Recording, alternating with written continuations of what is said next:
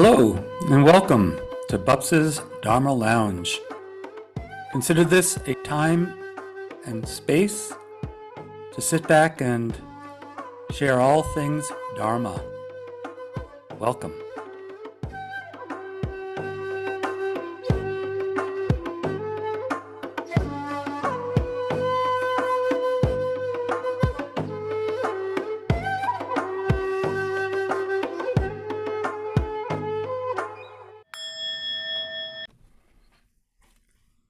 Hi, welcome. I'm Pobsa Frank Jude, and this is Pobsa's Dharma Lounge. And this episode is going to be the second in a series that we're planning on doing with Barrie Risman, based on her book, Evolving Your Yoga, where she presents 10 different principles. It's hard to believe that 5 months ago was the last time we actually conversed.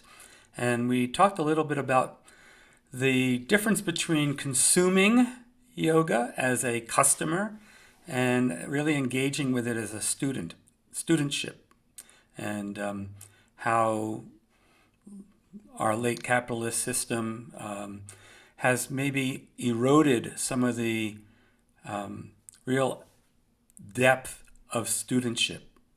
When the customer's always right, then the teacher ends up having to meet expectations rather than thwart them sometimes. Anyway, we're going to be continuing looking at change and transformation specifically, and see where else our conversation takes us. But before that, this podcast is completely a dana offering. That means that I'm sharing it. It's not a fee for service. There's no monetization, no ads. But many listeners, well, maybe not many, but a bunch of listeners have been really very generous in supporting this podcast with dana offerings. As little as you wish, as much as you can afford, whatever you'd like, it's always gratefully accepted. And then you could also support this podcast by, first of all, subscribing. If you haven't subscribed already, please do. And if you're listening to this on a platform where you can rate it, we like those 4 and 5 stars.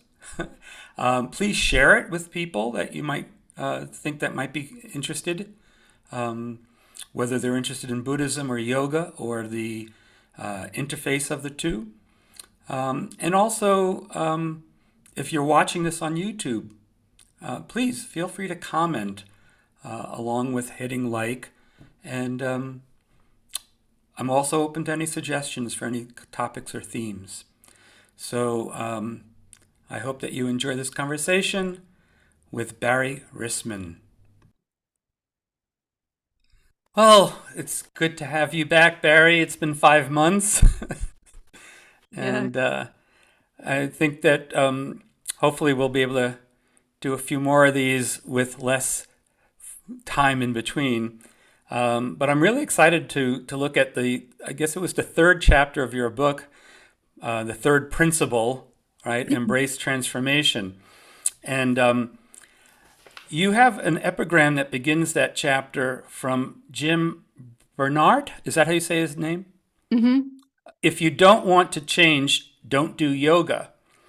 And when I read that, this little bell rang in my mind, and I looked it up, and this quote from Charlotte Joko Beck, who was a Zen teacher.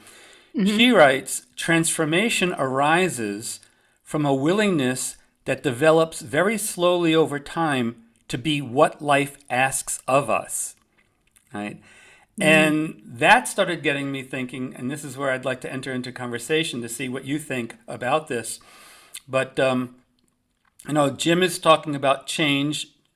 Charlotte is talking about transformation, and I forget where in her writings, but I always took this. It's kind of funny, but I get what she's getting at. Elsewhere, Joko says, "Change is like you've got a blue Mustang and you paint it red. Transformation is you have a blue Mustang and it turns into a pumpkin." It's like, That's uh, great. yeah, and so like I think they're not mutually exclusive for sure, but like, um, what was some of your thinking behind this whole concept of embracing transformation? Yeah, yeah. It's a really interesting distinction to bring out because when I think about the difference between change and transformation, I think about, there's an image sometimes that we talk about in the Vedantic tradition about rearranging the furniture in your prison cell or something like that, or a modern interpretations of like rearranging the deck chairs on the Titanic.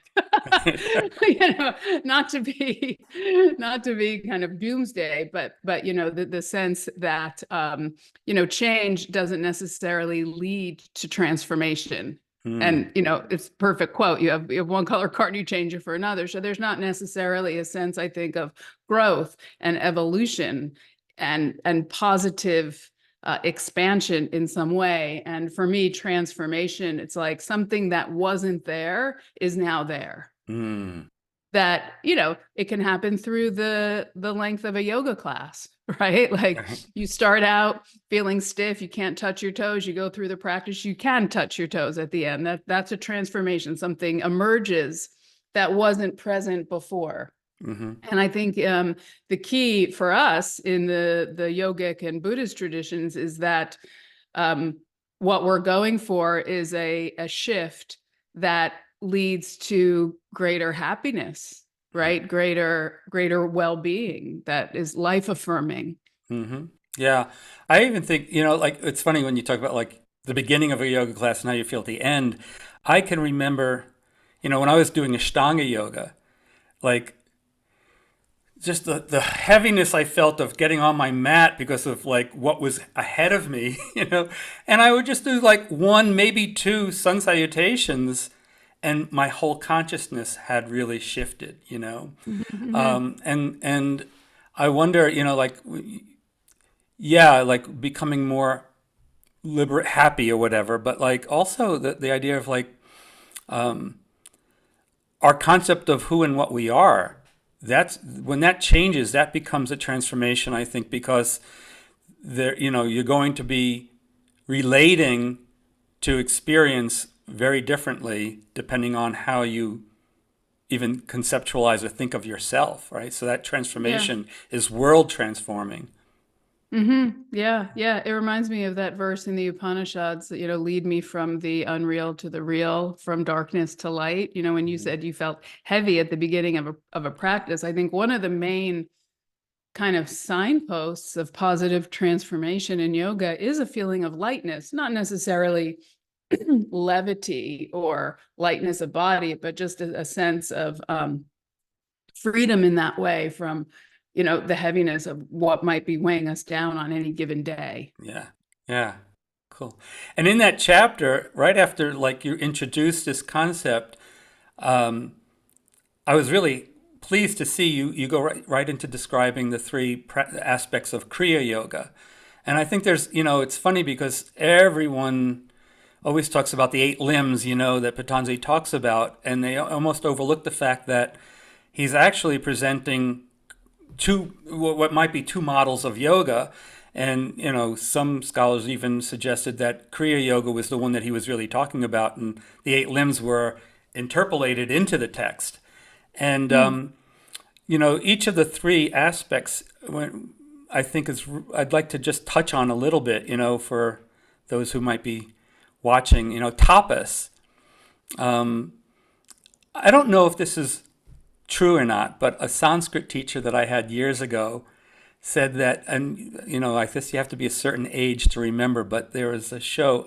I think is The Price of Right still on TV? Do you know? I don't know. No, Bob but Barker passed away. I do know that. okay, well, Probably someone I took his always place. remembered that behind one of the doors, almost always, was a Tappan gas range.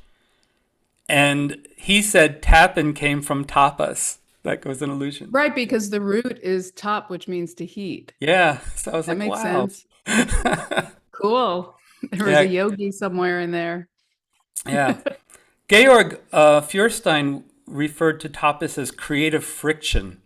Mm-hmm. And I've always liked that idea. And I think sometimes it's really interesting how so much of our tendency is to try and find a frictionless experience, like that we might be undercutting something that can be very valuable for us.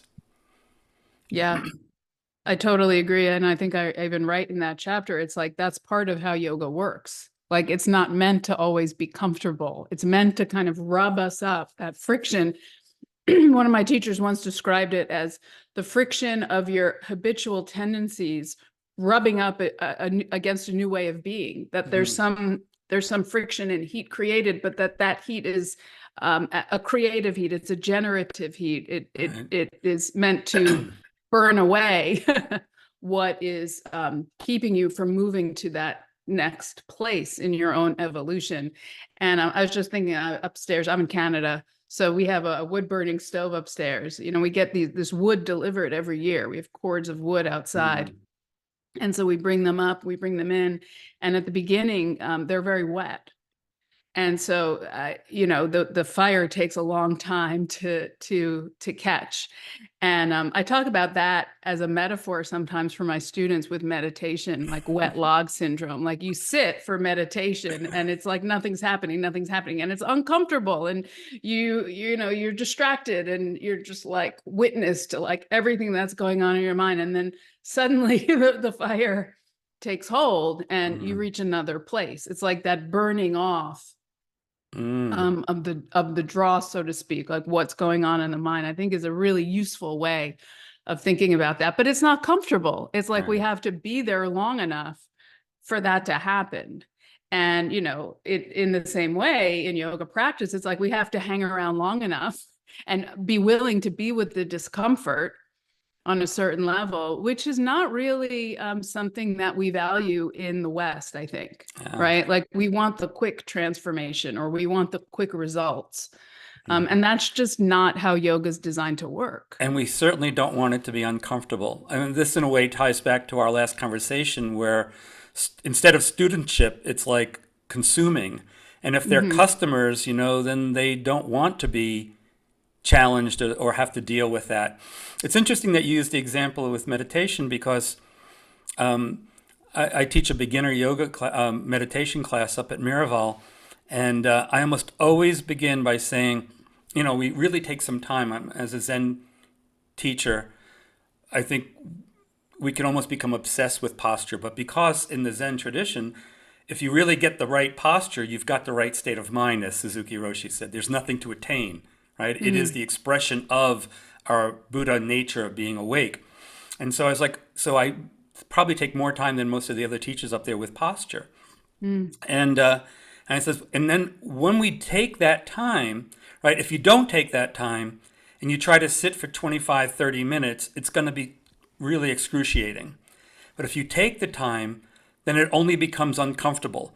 And almost always people laugh. I go, no, I'm serious. Learning to be comfortable with the discomfort is part of practice, you know? Mm-hmm. And when you just said that, I was realizing, it's like, it's not like we're taking the measures so that we don't truly get into pain. It's not like going to be a masochistic thing. But the first time anybody sits, and this is why I always also was very against this idea that meditation is about the mind and yoga is about the body. Because, as I always point out, when you start doing the postures, the first obstacle you usually have is what you're thinking, right? And then when you sit in meditation, the first obstacle is the itch that you feel or the twinge that you have in your knee or your foot falling asleep. And that being like the wet log, right? And kind of like Mm-hmm. being with that, as long as it, again, I come from a tradition that does not actually say, like be one with the pain. It's like there's a middle way, right? But like with those minor discomforts, the itches, the foot falling asleep, if you learn to like work with that creative friction, because what we're doing is we're really up against, every one of us wants to be comfortable. I mean, there's nothing wrong with that. But then when we face that discomfort and we kind of sit with it, often, and I never give a guarantee to my students or all that, we get to a point where, like, if you fall into a jhana, it wasn't until I got into those deep states that I realized that those texts were right. The kind of bliss and happiness and ease that you feel in that state is truly super sensual. It's not tied up with what's going on in, like that itch anymore and all that. And it's really amazing. But you can't Hmm. get there unless you've learned to be with that friction, Yeah. that melts away what keeps us from going further. Yeah. And I think I agree with that.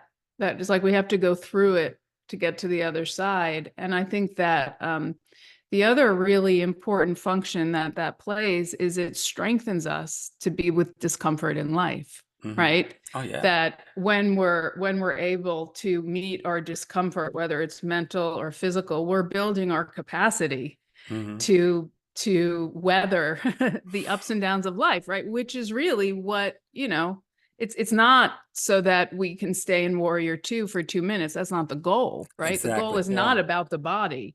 The goal is, how do we fortify ourselves to be more resilient to face the challenges of our lives, right? Exactly. I think I did write in my book that I think of what we're like that the mat is like a laboratory, and my favorite example is Warrior Two, because like you have your arms out to the side long enough, you're going to start feeling stuff, right?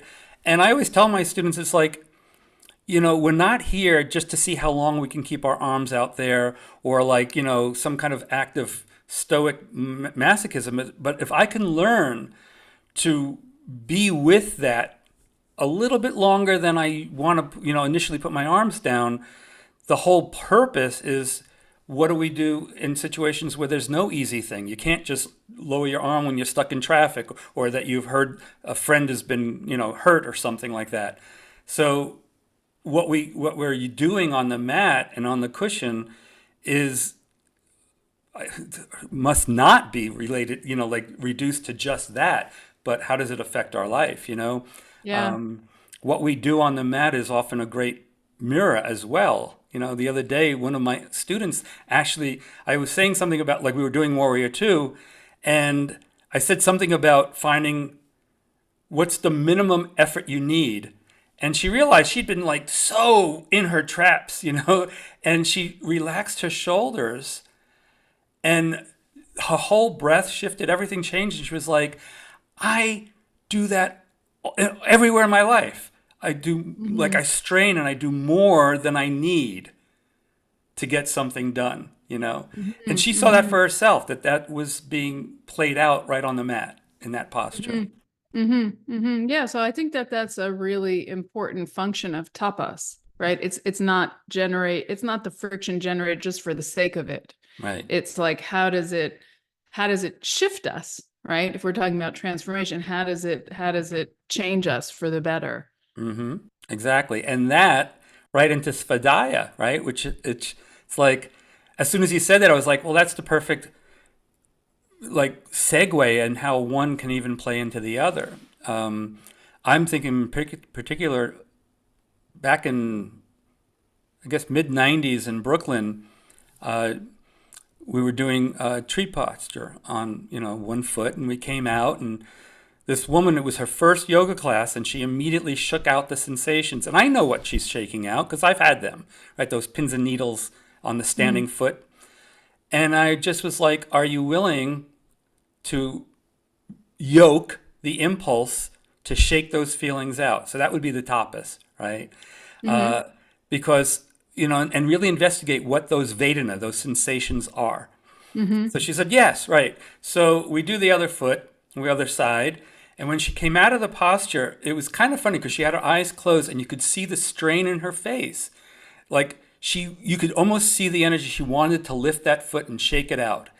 And without me saying anything, intuitively, what she did was she took a deep breath. And on her exhale, she let go of her resistance. And then 2 or 3 breaths later, her whole face lit up. If it was a cartoon, there'd be the light bulb over her head.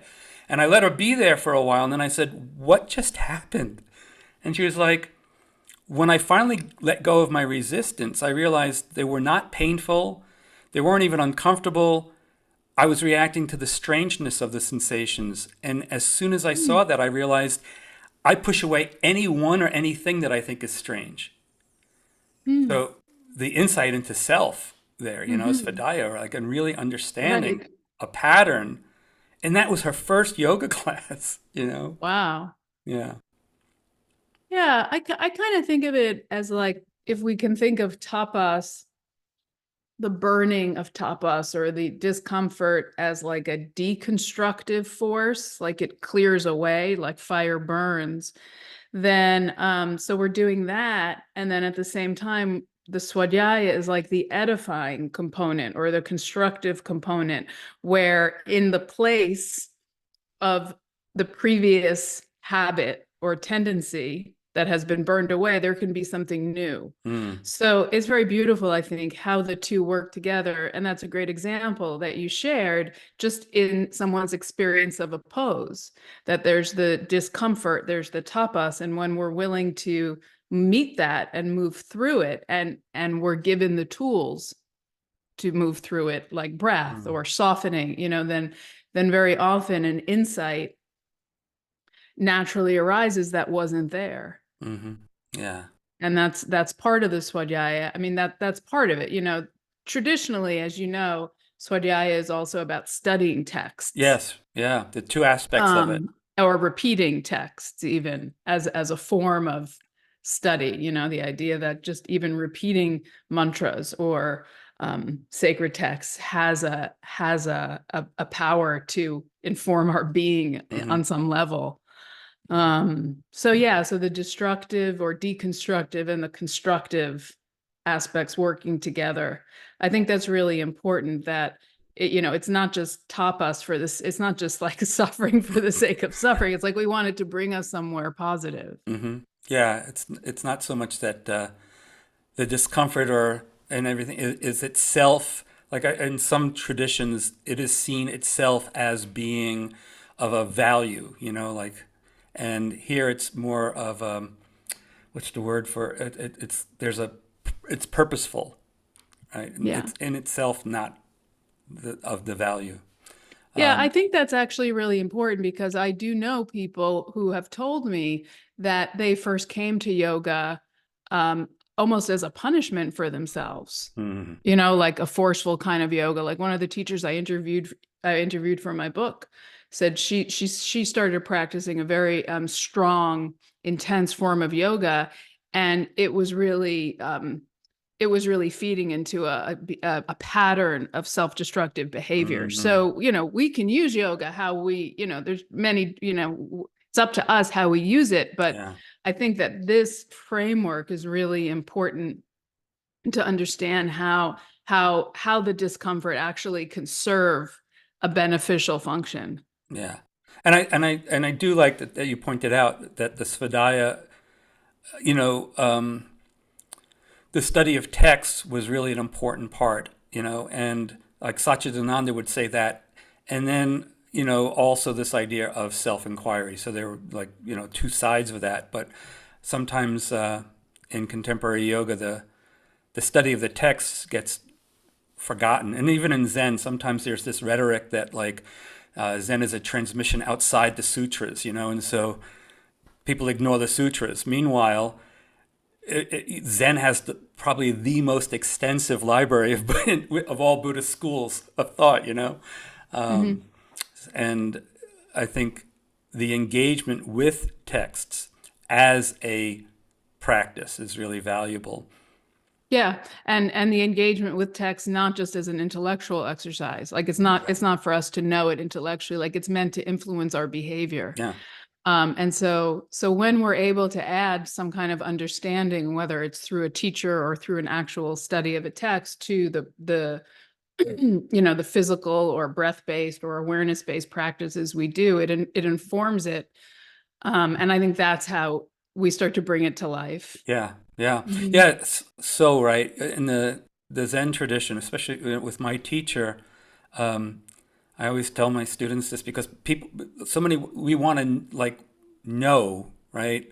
Um, and Sunim had me, and one of the years of my training, as part of my practice, I read the Diamond Sutra every night. And it was a year before he gave one lecture on it, right? And then there was another chant that we had to chant, and it was in Korean. And I was never really into chanting, but it was part of the practice, so I did it. And somewhere in that first year of chanting, that's Yabel, I had this emotional response that was really profound. And but I didn't even know what I was chanting, but it was just the melody. It does have a melody. It's not like the Japanese chanting, monosyllabic and all that. And I'll never forget, you know, I was in an interview with Sunim, and I was like trying to describe this experience I had chanting that week. And he just like leaned in and he's like, it was emotionally satisfying. And that to me, it was really wild because I was like, wait, that's a good enough reason? Like, that's a good enough thing for Zen? Is that Zen enough? You know, like I had this concept that it had to be something else. And he was like, he was telling me to have this emotional response was fine. It was great, right?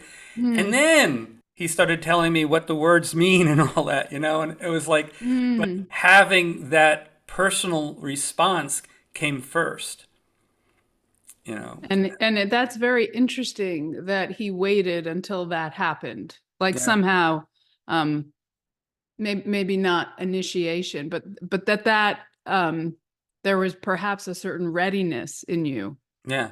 Yeah. that Like you something that had that happened. opened. Yeah. Yeah. And he Yeah. was then going to give me this. And it was great because it's like, it turns out basically there's nothing in that I would feel weird about or anything else. It's just a whole, it's been described as a love song, like Hmm. of great appreciation and gratitude to the Buddha, the Arahants, the Bodhisattvas, the teachers, all the way down to like all the current practitioners. You know, so it's like this vertical line of lineage, and then a Hmm. horizontal of current time, and it's a very Hmm. beautiful song. You know. I think that's part of the power of Swadhyaya also is that I do believe, I mean, this is a little mysterious how this works, but that there's a power in the lineage. You know, the way that the texts are studied over time. It's like and when we study them, we enter into the lineage of the teachers and students that Mm. have come before. To me, that feels very powerful. Yeah, yeah. I remember when I took precepts, like I really got what they talked about when they say like a stream. You know, like I really had entered into this, and um, felt that, like a sense of support. I mean, I had all these hundreds of thousands of people in the past behind me, and currently, I remember one time doing metta bhavana, loving kindness meditation, and afterwards I was like, wow, you know, at any given moment, I know that there are other Buddhists doing that practice for Hmm. me. You know, like that's Hmm. happening all the time, 24 hours a day. This is pretty Yeah, powerful. and you know, if we open to the possibility that we have access to the generations that have come before us, our ancestors, our lineage in some way Mhm. outside of linear time, then that is a very real thing, perhaps. I love that you just said that outside of linear time. The Avatamsaka Sutra, which is the Indra's net metaphor for the universe and all that, Hmm. not just spatially but temporally. There are the nine Mm. times. So you and I right now conversing is the present. Before we went on Zoom was the past. When we finish is the future. But before we went on Zoom, that was the present at that point, which had its past, and this is the future to that, and the same for the future. Like in the future, it'll be the present, this will be the past, and there'll be a further Ah! future. And the point is, all of those times are actually one time. Happening at the same time. Yeah. Yeah. Well, when we get into our book club, we're going to talk about that. Each Awesome. time. Cool. because it also brings the understanding that we're future ancestors. Yeah. Yeah. Yeah. So that brings us to the third one, which is the one that could be contentious, not necessarily like between us or anything, but that has been historically No, even. between us. Well, not necessarily. I don't know. No, When we I'm talk about joking. contentious, because like Ishvara Pranidhana, um, those of a bhakti yoga bent definitely think of Ishvara as God, right? And Hmm. yet there have been many non-theistically inclined yogis who, if you look at what Patanjali's saying, he's basically saying Ishvara is a particular Purusha who, unlike you and me, made the mistake of identifying with Prakriti, which is it would be a stretch for most people, I think, in the West especially, to think of that as we normally think of as God. Yeah. So, like, Hmm. how do you, like, how do you present it with your students? Yeah. Thank you for asking. That's a good question.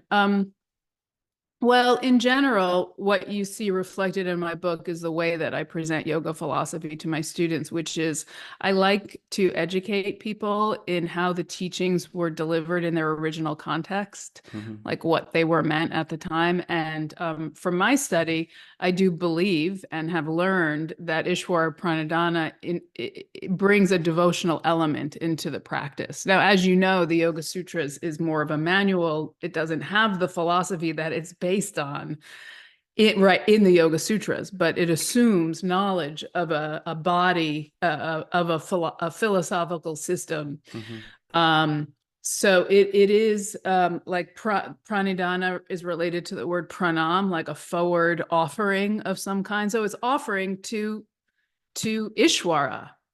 So it does introduce a devotional element.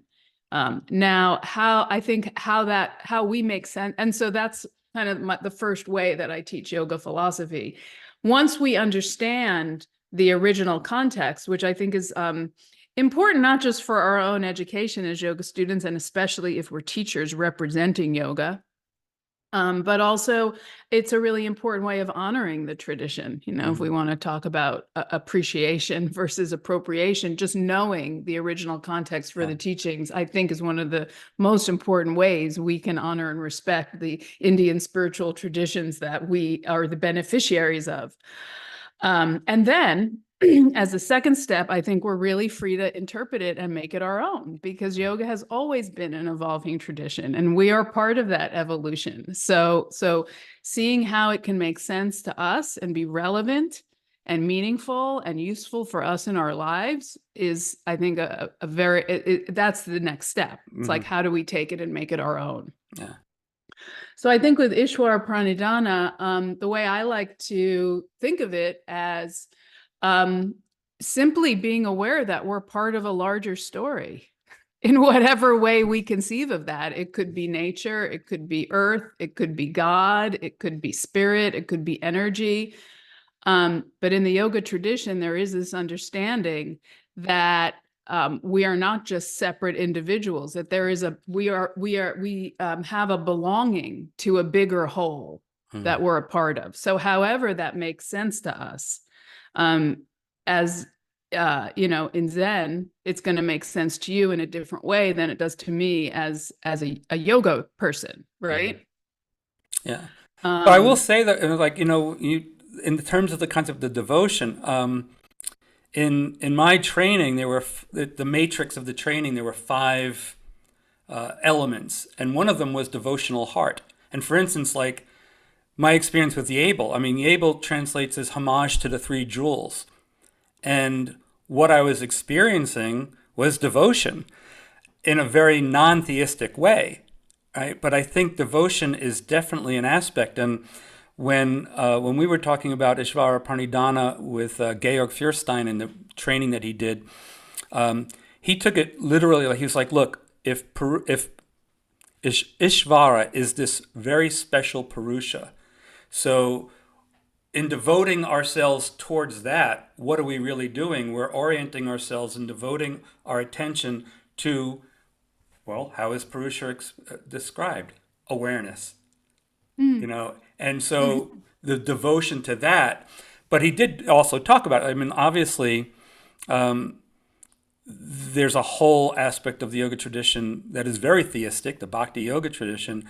And if someone is of that ilk, I mean, they're going to think of Ishvara Pranidhana as very much a devotion, even maybe worship of God. And, it's fine. Sure. Yeah. Yeah, absolutely. Absolutely. Or just source or life.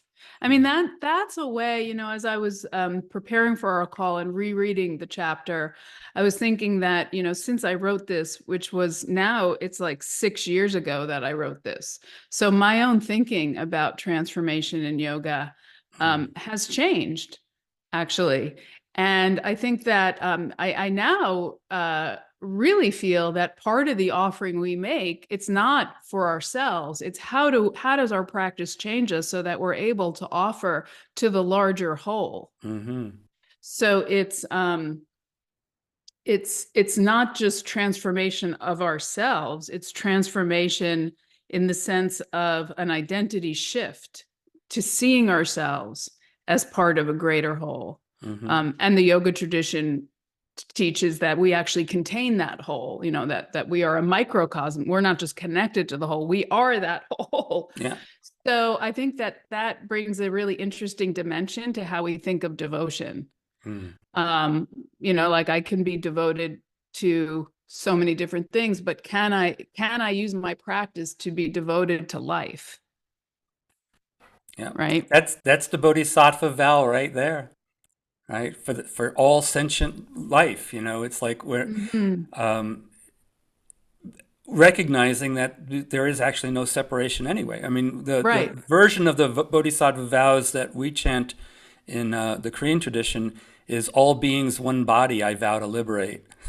Beautiful. Yeah, and I think that that's for me the next kind of evolution of how to practice Mm, classical yoga, that it's not just for ourselves that we're stilling the mind. yeah, It's so that we can contribute to um, the future that we want to see happen. yeah. We're in a predicament as a Yeah. human race right now on many levels. So how do we, so it's like so urgent, like how do we, so devotion is really interesting to consider in that regard. That it's not just, we can be inclined to be devoted to a Hindu deity or a teacher of any tradition, really, but how does that sense of devotion lead us um, toward shifting the way that we show up in the world Mm, and the way that we see the world? yeah. And certainly it can be argued that that is a shift that's happened over time because there's no denying early Buddhists as well as the community that Patanjali would be addressing were world renouncers. Right. I mean, Kalvalya, isolation. Right. As we've So talked about. yeah, so like I think that's something like Daniel Simpson has written a lot about in his work with like, you know, the world view of these ancient yogis in some ways is 180 degrees from our view now. There's a Mm-hmm. lot we can certainly still use, others that we have to reinterpret, and maybe some things we have to let go of. But like the Mm-hmm. expression of, the engagement with the world, in Zen, very different from that early Buddhist tradition. It was like the Buddha under the Bodhi tree was still only halfway there, kind of a thing, and then he engaged with the world, or the view of the going to the mountaintop and then coming back down into the marketplace. Mm-hmm. Mm-hmm. But having been up at the mountaintop, you have a view of the valley that people who are only in the valley don't have, right? So how do you manifest that when you come back in? Yeah. My colleague, Professor Bill Mahoney, he wrote a translation of Narada's Bhakti Sutras. And he translates Bhakti Yoga not as the yoga of devotion. And he's a Sanskrit scholar. He it as he translates bhakti as participation. Mm. That there's a sense that, when we if we take the view that love, the bhakti path is all, it talks about love as the essence of our nature, the energy of existence as being love.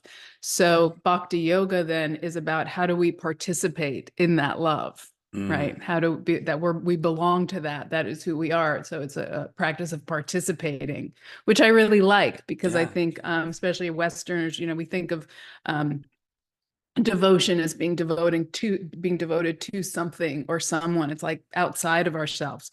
But how does that sense of devotion, and I think this is one way that Ishwar Pranidhana can really deepen and enhance our practice. It's like, how do we use it to participate more fully in life? That's awesome. I like that Yeah. too.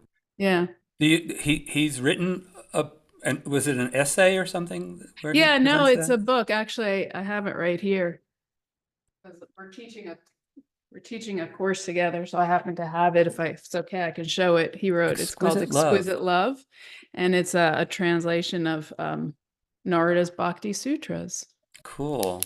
What was his Yeah. name again? Um, William K. Mahoney. Mahoney. Okay.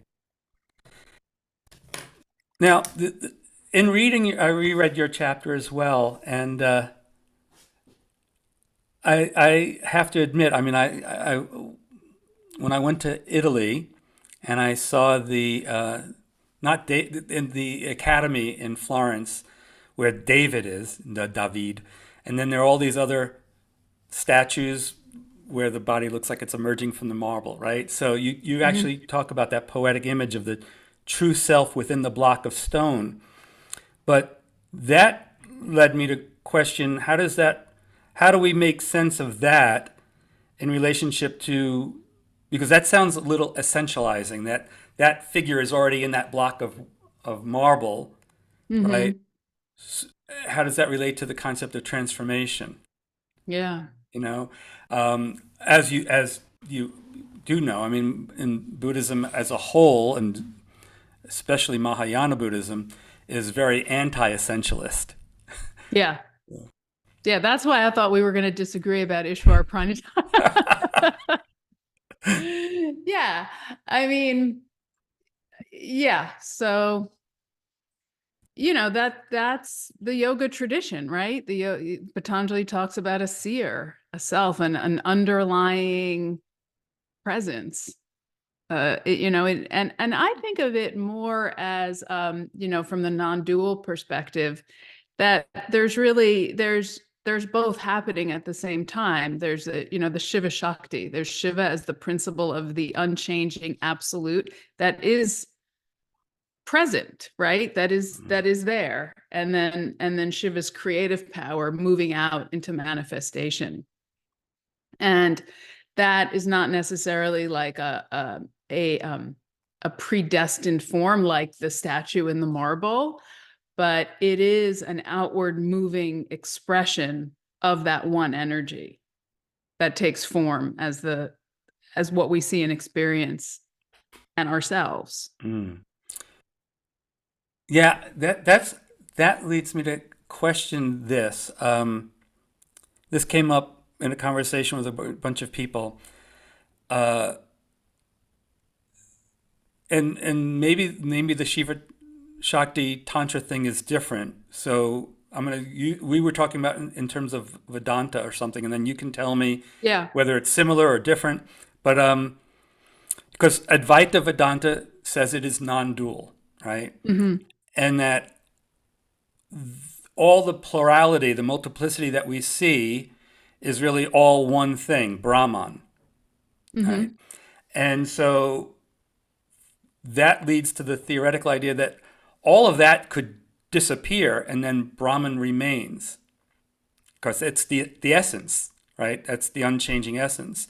Mm-hmm. And so from my point of view, that's monism, but monism in a weird way only makes shape even if in a relationship to the absent other, right? So one implies the second anyway. So there's a duality in the absence of that second. Mm-hmm. In Madhyamaka Buddhism, you hear, as epitomized in the Heart Sutra, form is emptiness, right? And then it says emptiness is form, and they are not other, right? So the only way we can experience emptiness is through form. Mm-hmm. And unlike in Vedanta, where like if all the phenomena disappeared, there'd also be no emptiness, right? Emptiness Right. and form are truly not two. So it's only with form that we can experience emptiness. As form's not there, emptiness is not there either. Whereas Mm-hmm. in Vedanta, we can imagine all those forms disappearing and then there's still Brahman. Right. And then what would that be if there's no form? In which In Vedanta. in Vedanta, then there's just Brahman. The essence still Right. remains, whatever Right. that is. Right. I mean, Brahman is said to be what? Being, compassion, and awareness, right? Consciousness. Consciousness. Yeah. Yeah. Mm-hmm. Mm-hmm. So, like, the very fact, though, that there is this essential substratum is what's rejected in Madhyamaka. There is no Yeah. substratum, right? Yeah. And Exactly. so, in Tantra, it's to me, it just sounds like the Shiva Shakti thing is a step over the Vedantan, but it still gets into a kind of duality. Yeah, a little bit. Yeah. Yeah. So at the very highest level, yes, it's true that it unifies that by saying, there's the relative world, there's, everything we see and experience, but there's something, primary to that. Mm. Um, and that is the nature of that is a pulsation, is a vibration of contraction and expansion that's happening all the time. The Mm. creation and the dissolution is happening all the time. And that's how life moves into manifestation. So it's simultaneously happening and not happening all at the Mm. same time. So Shiva Shakti is like two sides of the same coin. So it's not that there's nothingness and then there's something, it's that the unchanging principle is constantly moving out into manifestation. Mm. And that it's through the relationship, through coming into being, that it actually exists.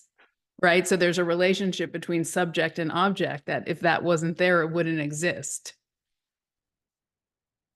Okay. So I don't know that Yeah. answers your question, but yeah, that's how it's described as for something to come into being, it's relative, right? It has to be relative to something else.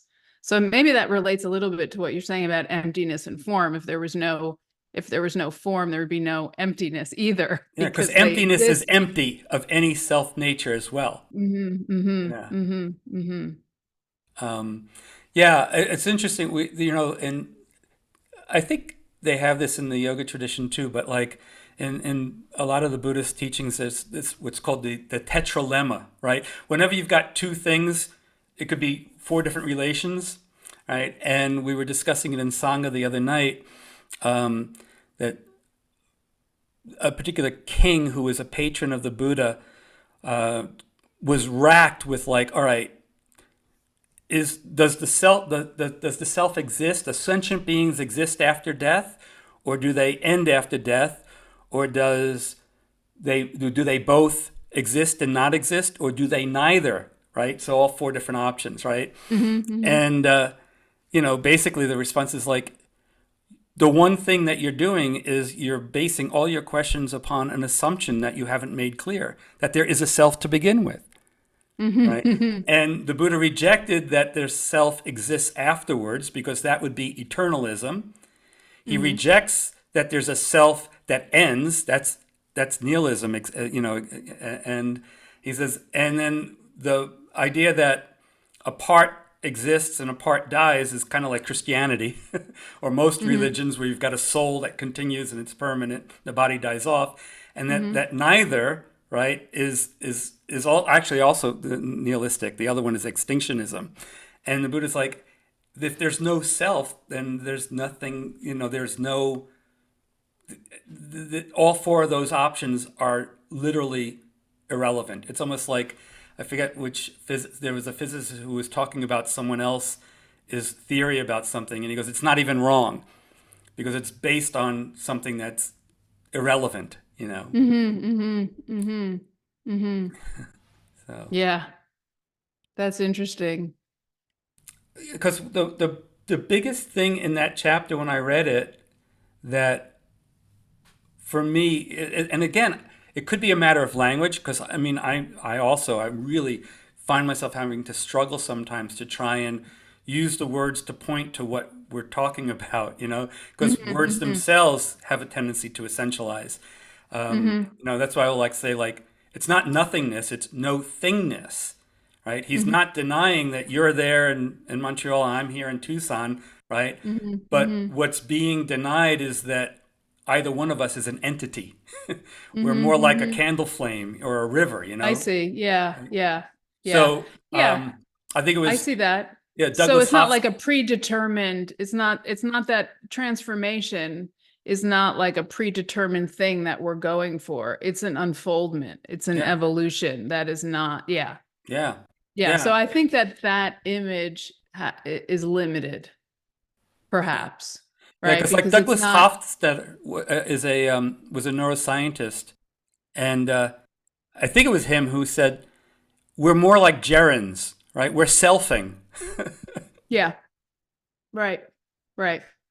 And I think that is also definitely that's the view of Kashmir Shaivism too, that it's a continuous, the Spanda principle, the principle of vibration. It's like it's constantly moving into manifestation. It's completely dynamic and Mm, ever unfolding. So that's it's cool. yeah, it's not like predetermined. Uh-huh. That's cool. Yeah. Yeah. Yeah.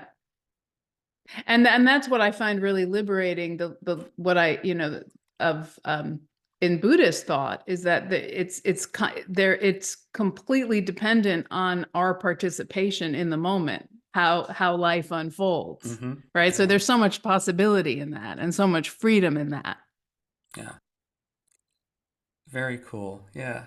Which it's wonderful. You just said that, and I was like, look at my notes, and it's like the another topic that you talk about, and we're not going to, like, there's not going to be any contention here. How we conceptualize it might be a little different if someone's a theist or not, but like the relationship between self effort and grace, like the need for grace. Georg once presented, and I actually, when I'm teaching the philosophy of yoga, before we're getting into schools of philosophy, there are 10 principles that he called universal, in the sense that he's like, how do we make sense of the fact that there are atheistic yogis and there are theistic yogis, that some yogis think about, isolation into the self, like, and then others merging with Brahman, and all Mm-hmm. this stuff, as different as they are, right? What do they have in commonality? And, like, for instance, the first one is that they are all soteriological. They all have their purpose as liberation. How that liberation is attained and what that Mm-hmm. liberation is conceptualized as varies greatly, Mm-hmm. but they Mm-hmm. all have that, right? Mm-hmm. And then one of them is also, they are they all have an element of grace, right? Mm-hmm. Now, obviously, the theistic, it's like God, there are I mean, when you see it a lot in terms of, like, everything is the grace of the guru or something, right? And in Buddhism, it's like, it's it's what we're getting back to what we were talking about before. It's like that whole string of that lineage behind me, right? Mm-hmm. And all those right now. It's like, you know, if I'm on retreat and I'm getting kind of caught in something, I might see someone else walking in a way that looks, as Thich Nhat Hanh would say, beautifully, walking meditation. And I benefit. It's a grace. I didn't ask for it. I was just given. So, like, I do agree that grace in that way is a really important element. I don't obviously accept that there's some grace from some spiritual beings, but right now I'm living in the So, world of grace. yeah, yeah, I think of it as an inner experience. It's like when you see the other person walking and it shifts your state. Where does that come from? That comes from you because Hmm. somebody else could see that person walking and it doesn't make an impact. Right. So, so I like to envision grace as one's own power to know oneself in a Beautiful. certain Yeah. way. Um, and it's the mysterious aspect of yoga. It's like you can't, it's just, I feel like you have moments of awakening, you have moments of insight, like the experience your student shared, Mm. right? Like after she came out of tree pose, there was a shift. What made that shift happen? It was a combination of her effort, right? Her longing to some degree, Hmm. being in class, making the effort, and then it happened. It wasn't she didn't know it was going to happen. She didn't Hmm. expect it to happen. So I feel like that's how grace shows up. It's like we have Yeah. little Beautiful. moments Hmm. of grace where there's an insight or awakening. And I think it's a little bit beyond our ability to understand intellectually how that happens or what makes it possible for that to happen. Mm. But in yoga, it's seen as a result of our effort. It partners with our effort. That it's what we do, but it's more than just what we do. Hmm. Yeah. The insight that comes, and whether that comes from whether you conceptualize that as coming from a deity or a spiritual teacher or a lineage or just the your own intelligence on some level, right? Right. That it's but it is fundamentally an inner experience. I think Yeah. it's not something that comes from it. It's the outer can awaken it, Exactly. Yeah. Like right? the sound of a pebble hitting a bamboo and someone having an awakening experience. Like that's a very typical Zen thing, and it's like it reminds me of, again, Satchidananda once saying something about enlightenment being an accident, Mm. grace, right? But our practice makes us accident prone. Oh, gotcha. Oh, I love that. So Yeah. there's the Yeah. It's self like we effort, put right? ourselves in the position, Yeah. right? Yeah. Like that's the quote in the book. It's Ramakrishna said, grace is always the winds of grace are always blowing. It's up to us to set our sails. Yeah. So like when we catch it, we don't know. All right. Exactly. Um yeah. So I feel like it's got that's kind of the undercurrent also of what moves us forward in our practice and what makes Kriya Yoga kind of work. There's this other element Mm-hmm. that I think is often missing in mainstream yoga because it's uncomfortable for us, maybe as Westerners. We feel like it's giving our agency over. But I really see it as a part of ourselves that we, um, you know, open or become available to, or that shows up through our effort. Mm-hmm. Yeah. I think it's interesting because, it's said that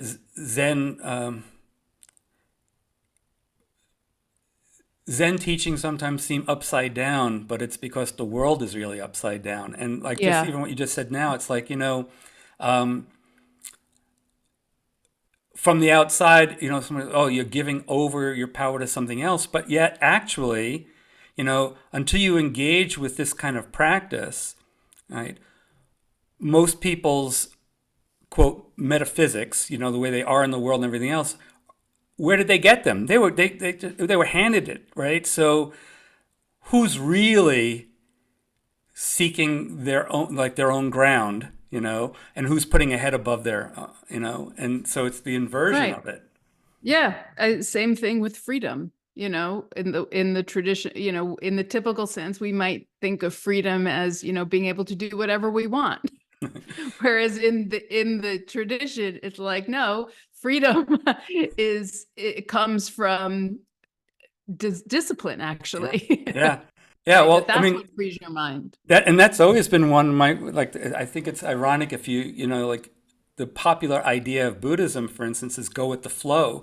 Meanwhile, the Buddha said his teaching actually goes against the stream, right? Everybody's going with the flow, right? They're impulses, right? And here, Hmm. yoking, Hmm. the yoga is yoking our Hmm. impulse to see if there's another way to respond. It's not Yeah. necessarily that you just stop, but like, all right, instead of just having these impulses condition everything, right? Yoking that in order to see a better way to respond, which literally brings me to the last thing I wanted to talk about, because at the end, towards the end of the chapter, when you talk about transcendence, and here I have to think it's maybe language, that gets in the way a little bit, because Hmm. you write something like, and I'm curious what you think of when we talk about transcendence. There's actually a workshop called Transcendence at Miraval, and a bunch of us who teach it, we're talking about like, how do we teach it? Because we come from different traditions. But you wrote that a space slightly apart from the reality of what is, Hmm. which, like, but right before that, Yeah. you are talking about like the unity of all that is. Yeah. So, So it's shift in perspective, I feel like. So I think I mean, there's different ways to think about transcendence in the yoga tradition, right? There's like the up and out hmm transcendence, yeah. right? Like leaving the world. Yeah. Um, Yeah. Georg I would think say of in, it, up, and out. yeah, I think of it, I don't, that's not how I think of it. I Yeah. think of it, although, that might be helpful in moments, of course, just need to escape. I think of it as a quality of spaciousness, actually. So that's what that's what I mean when I say slightly apart. It's like, that the image I'm sure you're very well familiar with, of like, you go up to the mountain. Thich Nhat Hanh, it was Thich Nhat Hanh that said it. You go up to the mountain to look down, hmm right? So you get a broader perspective. To Okay. Yeah. me, that's what I think about. It's not like this up and out. It's like, how do our practices give us a more spacious perspective on what's happening in our lives? Okay. Yeah, that makes sense. Because when I read it, it was like, I don't think she means that it's literally apart from the reality of what is, because that is a part of what the reality of what is. True. Yeah. No, good But point. Yeah. but It's just a shifting the different perspective perspective, within it. shifting perspective. Yeah. Yeah. Shifting Well, perspective. that in the Avatamsaka, right, where it's like, how do we make sense of something that says samsara is nirvana, right? And it's not some Pollyannish saying like the world just as it is, with all that's going on and all these genocides around the world, like over 40 different genocides and all that stuff, is nirvana. I mean, that's not that. But it is pointing to what the Greeks called the metanoia, a turning in the mind. So, Mm. like, as I sit in my living room here, right, I'm looking out at one wall where I've got my records, right? I've got my records and all that stuff. If I turn 180 degrees, what's behind me in my bookcase, right? Same room. So, samsara is nirvana only makes sense when we understand that it is a complete turning of perspective. It's Perspective. not Yeah. it's not transcending this room and going somewhere else. I'm still immersed in the same room, and it's completely two different rooms depending on how I'm looking at it, Mm-hmm. you Mm-hmm. know. Mm-hmm. Mm-hmm. And so that's one aspect that I think of in terms of, like, and it sounds like to me like, going up to the mountain and getting that different view. And also Mm-hmm. um the very ending of the Heart Sutra has a mantra. Gate gate paragate parasam gate bodhi svaha, which is translated as gate gate gone gone. Paragate means gone beyond. That's where we get like paranormal, right? Parasam gate, most literal translation would be probably gone all the way beyond, right? But sam could also be together. And I love that play, because then it could be altogether gone beyond, right? Mm-hmm. Bodhi, awakening. And then Svaha is just like, an exaltation or something. And obviously, there could, just seeing a phrase like that, when some people think of transcendence, they were going beyond, like leaving this place and going to another, transcendent realm. But from this Zen understanding, it's like we're going beyond all that keeps us from being here fully and Mm-hmm. intimately, Mm-hmm. right? Mm-hmm. And God, God that I don't believe in knows that there's so much that keeps us from really being present, right? Mm-hmm. And just Mm-hmm. transcending that, not going to Mm-hmm. some other realm, is for me one of the meatiest understandings of transcendence. To Yeah, be here. yeah. Yeah, I love that. And I think that one of the images I use in the book, the classic image of the lotus, right? That we can see transcendence as like the lotus floating above the surface, but we can also see transcendence as how how beauty is made out of the mud and the roots, right? Mm-hmm. So that there's a sense, and as you're saying, of um, in being present to meet life as it is, there exists the possibility of elevating what is, Mm. right? To Yeah. be either a source of learning or a source of connection or a source of growth, or that we're able to meet what is in a more elevated way. Mm-hmm. Yeah. Yeah. I like, yeah, when you bring in that lotus and what feeds the lotus and all, it's like Thich Nhat Hanh would often say, we want to get to the point where we can see the rose in the compost and the compost in the rose. Yeah. You know, Yeah. that and that even Buddhism is made of non-Buddhist elements. Like it's like you and I are made up of non-self elements, and that's what creates this being. Yeah, and I think that that perspective to see the rose and the compost and the compost and the rose, that takes practice, Oh yeah. right? That takes time and that takes practicing that's a shift in perspective. Mm-hmm. So I think that's what we do in the formal practice, right? We set aside that time and space to cultivate Mm-hmm. that perspective. Yeah. Yeah. Cool. Mm-hmm. Yeah. So, is there anything else that you would want to add from any of the things from that chapter in particular, or No, you I think don't we did think a good? so. Yeah, yeah, just I've started to think about transformation, like I said, as it's evolved over the past several years since I wrote this, as how do we that the real transformation that's needed right now on planet Earth is the transformation from seeing ourselves as separate individuals doing this practice for our own Mm, self-care.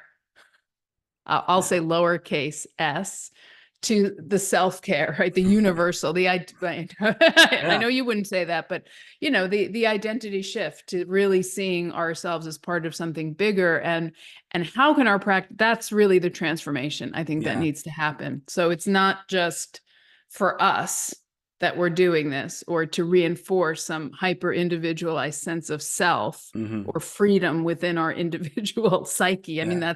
that's the first step of that shift. Mm-hmm. But that shift in our consciousness, I think, really needs to, and we want it to be able to serve the bigger shift to Yes. feeling part of the the world, to feeling our mutual belonging, and Yeah. that's really how it starts to change how we show up. Yeah. I think once more, quoting Georg, he would say like it's going beyond what he called the self-contraction. You know, Yeah, and you yeah. you you even gestured that way when you said self, and it's like, and it made me think of that. It's like we have to we have to break out of that cage. Mm-hmm, Yeah. mm-hmm, exactly. Yeah. And that's what I think it's really great that we're having these conversations, because I think a lot of times in the mainstream yoga sphere that the practices are placed within a framework or a paradigm of our Western values, Hmm. the hyper individualistic Western values. So we need to break out of that, right? Um, to move in that direction that you're Yeah. talking about, to kind of expand, Cool. break free of the self-contraction and constriction. Yeah. Great. So, yeah, Well, great. Thank you. thank you, Barry. Don't hang up yet, Thank you. but I look forward to continuing, if you are, into more of Yeah, these conversations. sure. Oh, great. Sure. Thanks. Well, I hope you enjoyed that as much as I did. Maybe even learned something um, from the dialogue. I hope that you're all well and stay well, and think of joining me again and further conversations with Barrie and myself. And again, thank you, and please support the podcast in any way you can. Thank you.